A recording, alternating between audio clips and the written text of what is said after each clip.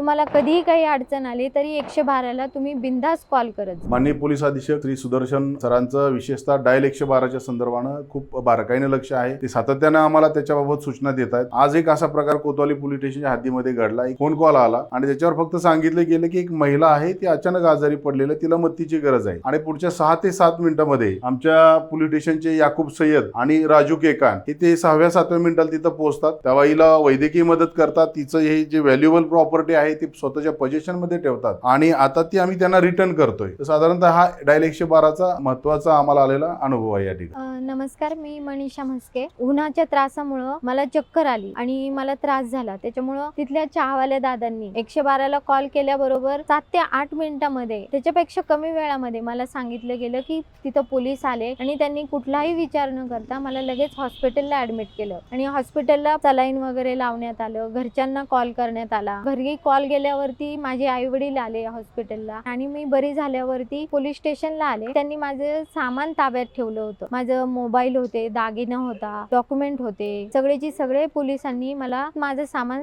जसंच्या तसं मला परत केलं। कोतवाली पोलीस ठाण्याचे PI गायकवाड साहेब, पाटील साहेब, केकान दादा, खराडी दादा आणि सय्यद दादा यांचे मी मनापासून आभार मानते। माझ्या आयुष्यातला 112चा खरा आलेला अनुभव आहे।